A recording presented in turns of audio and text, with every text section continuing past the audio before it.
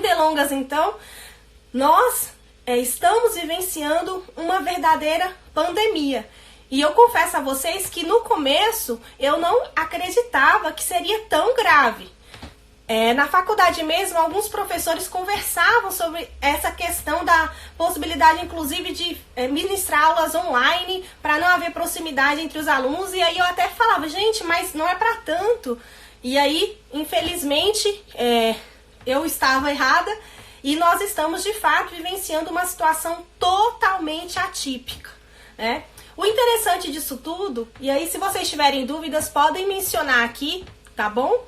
E a gente, no decorrer da live, vamos responder.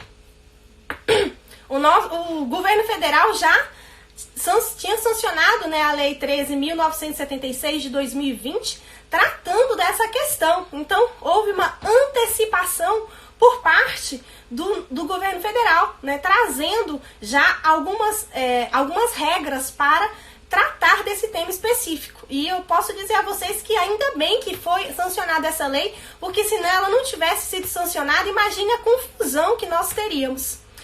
E há 3 aspectos interessantes e importantes de se destacar, é que ela traz, né, as 3 medidas, que é o isolamento, quando a pessoa tem os sintomas, né, já tá, para ela ficar totalmente isolada, a quarentena, que é o que nós estamos vivenciando, que é essa questão em que a gente não pode ter um contato com outras pessoas para evitar o contágio, certo?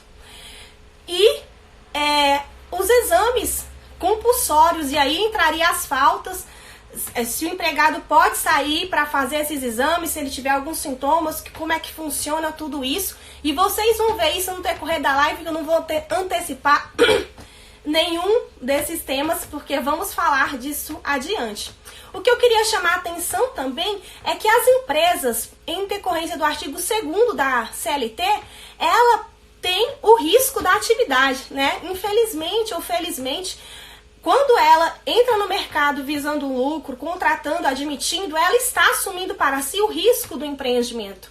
E esses fatos, é claro que é um caso de força maior, todos há de concordar que sim, mas é um risco do empreendimento, né? E aí a gente tem que levar em consideração a função social da propriedade, que está no 170 da Constituição, e tudo mais que está envolvido nesse cenário de proteção ao empregado, que acaba sendo a parte hipossuficiente e que mais sofre diante de toda essa situação, porque aí nós temos a possibilidade, inclusive muitas empresas anunciando que vão fechar as portas porque não tem condições, né, de continuar com aquele contingente de empregados sem ter possibilidade de funcionamento, uma pena.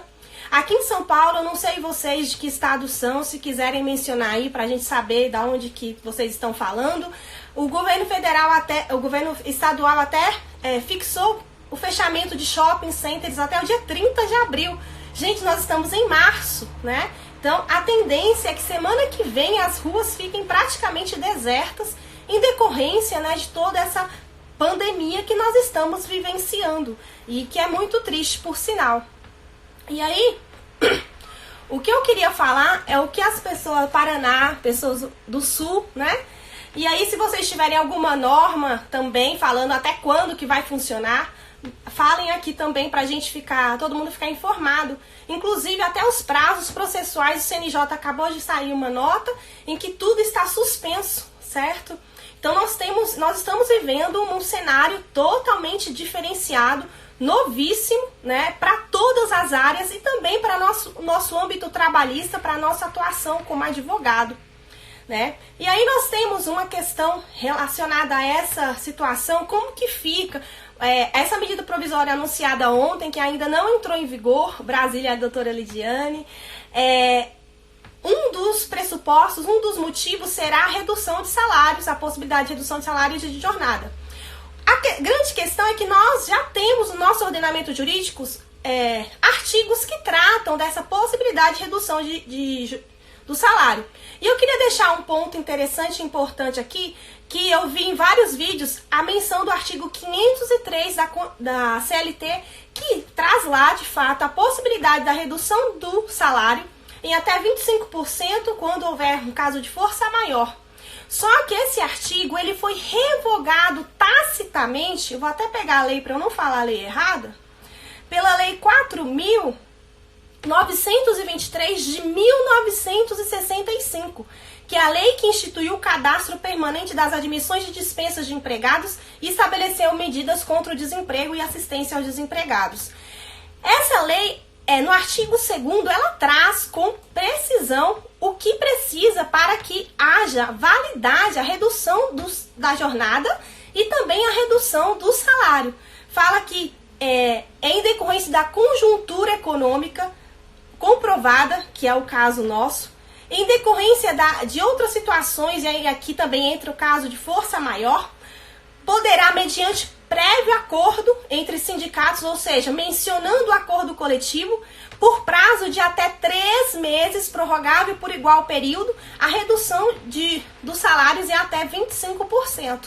Então, tecnicamente, seria aplicável esse dispositivo no caso de redução salarial. A nossa CLT também traz no artigo 611-A, parágrafo 3º, a possibilidade de redução salarial, desde que proveniente de acordo coletivo, ou seja, o acordo coletivo é essencial para tratar dessa matéria. E, deixa eu só pegar aqui, é o 611 mesmo, desde que haja a proteção do emprego, ou seja, pode reduzir o salário dos empregados, mas necessariamente tem que haver uma proteção, não pode haver uma dispensa, né? Então é a garantia de emprego necessária para que a redução salarial tenha validade. Em decorrência da redução salarial, também pode ser possível a redução da jornada. E aí nós temos os mecanismos de redução de jornada, que são o banco de horas individual, que vai até 6 meses, a compensação de jornada, que pode ser dentro do mesmo mês, e também o banco de horas anual, que é decorrente de convenção coletiva, que também é admissível como possibilidade de redução de jornada. Nós ainda temos o esquecido artigo 61, parágrafo 3º da CLT, que traz a possibilidade do empregado, nesse caso, como a interrupção das atividades, ninguém está trabalhando, o empregador pode exigir que o empregado compense esse período de interrupção sendo 2 horas a mais da sua jornada, no limite de 45 dias, o que daria 90 horas extras realizadas.